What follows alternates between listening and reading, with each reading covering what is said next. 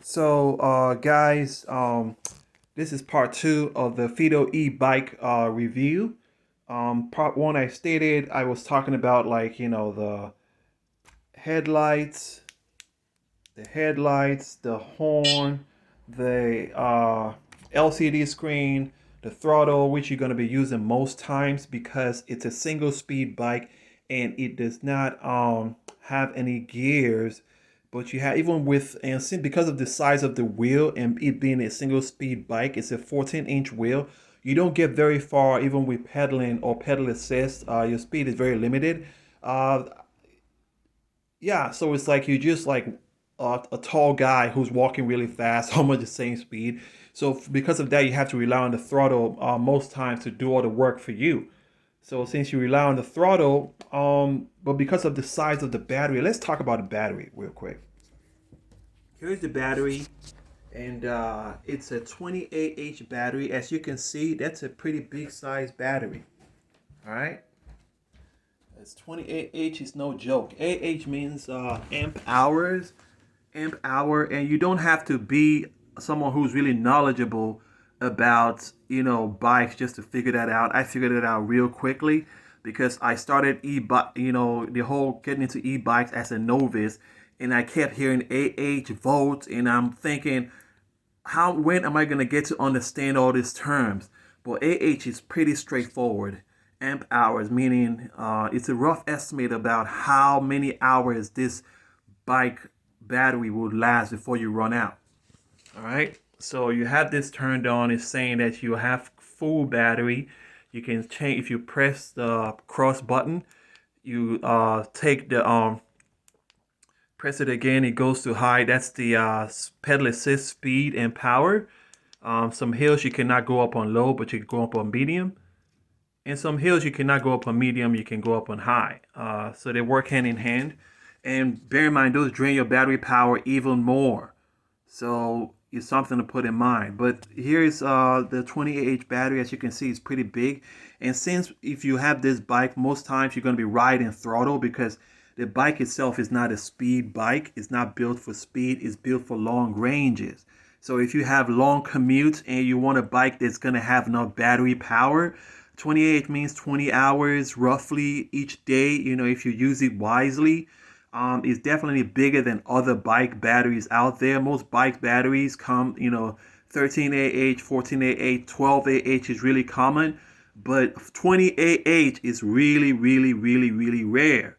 I think it goes up even up to 26. I think 42. So this is really, really good if you have a long commute and you have a long place that you're trying to get to. This can really get you there and back, and you're still going to have a lot of power left that you haven't even used at all. So this is a real big selling point.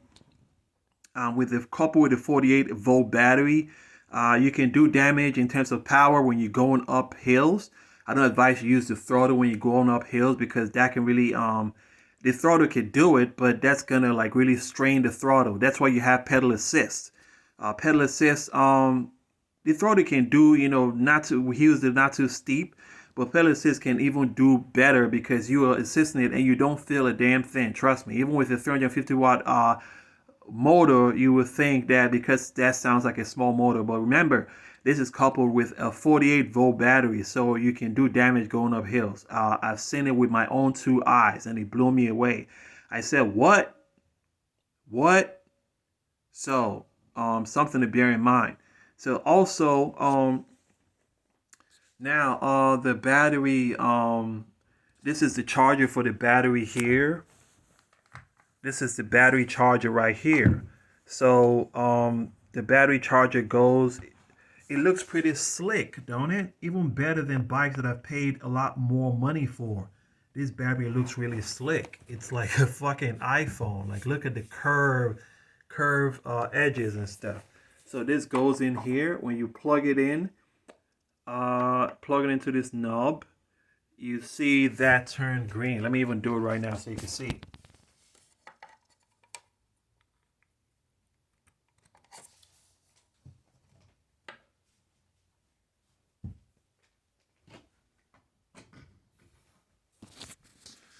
So I've just plugged it in. As you can see, it turns red when the battery is charging, and it turns green when the battery is fully charged.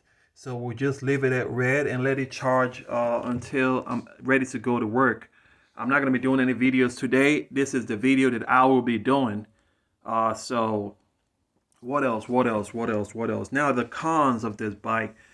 First week when I got it, this was a little stuck. This is supposed to be all the way in here. So I tried to pull it and it kind of broke the thing around it. I had an option to contact the company, but I was just like, nah, that's something I can deal with. And something else came off. I can't quite put my finger on what came off. Cheap parts that came off. But I know something else came off. But for the most part, all the most important things still remain intact after 1 month. And the battery and the motor, everything seems fantastic. So I would give it a thumbs up if you think of purchasing this bike. I don't even see it on the Fiido website anymore, but they rather use this bike and let distributors like Walmart, Amazon, and Amazon, and eBay. That's where you can really purchase this bike from. On the Fiido website, they have other models, not like this one, not with the 20 battery that they purchase. So if you want to purchase this specific one, you would not see it on their website because I checked. I had some questions before I purchased, but no matter how many questions you have, you're still going to have to make the purchase to have all your questions answered. So that's just something to bear in mind. So what else? What else? What else? What else? What else? What else? So I talked about the motor. I talked about the rear brakes in the first video. I talked about the the seat. The seat post is not that bad. At first, it takes a little getting used to because it feels a little kind of on the not so comfortable side. I like mine tall, my seat post, and my handlebars. They're both at the furthest that they can go because I'm a tall guy. Even though if I was seated, I wouldn't really need it simply because I I can just use the throttle and I won't have to pedal. But being a tall guy, if you had to pedal with the seat post down and the pedal and the handlebars down, you would look really awkward and would feel really awkward, and you wouldn't be able to because of the length of your knees. So I have to have mine tall, all the way up. Yeah. So okay. Yeah. Another bad news. There's a component here that helps the chain stay in place. That came off. You can still ride the bike, obviously. You can still ride the bike, obviously, even though that came off. But sometimes the chains tend to come off now, simply because that little knob thing that holds the chain in place is no longer there. So that came, and this problem here, those are the two things that I feel that I had, problems that I had, cons that I had that I can live with. I think for this, I'm just gonna maybe put some type of maybe I'll just put some type of glue or something just to hold that in place right there, and I think we'll be good. I put a little glue there, and for this one here, maybe I might try to fix it. Maybe go down to a bike shop. Maybe I won't. Who knows? Let's see. But right now, I'm not really sweating it. I don't care about perfection. All I care about is the main component of the bike. If it's good, and the rest I can live with, which is the electrical. I've not had any problems yet, except for one time. I don't know what the deal was. I came out the a condo where I did a delivery, and I tried to turn the motor on. It just wouldn't turn on. Then after I started thinking, do I return it? Do I not return it? Then after I tried again, and it came on. But I remember my previous bike, just like this one, but which was a 16-inch wheel. That one, for some reason, every time I'm riding, the motor always go off. It would go off, and I would try again. The throttle will come on, and I'll keep on riding. So, being that that's a problem that always occur if you use throttle all the time. There will be a time that you try to throttle, and the electrical, that gives, I don't know how the component work, but whatever gives signals is just not receiving or something like that. and you have to try again and it works. Yeah, I've also noticed some things that about the bike. This happened once.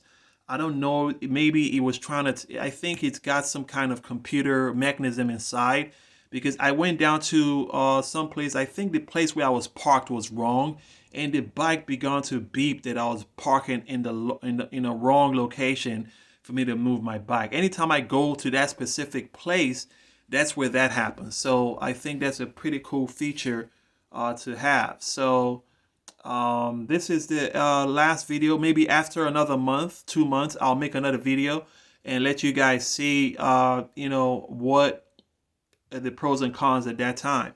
My LCD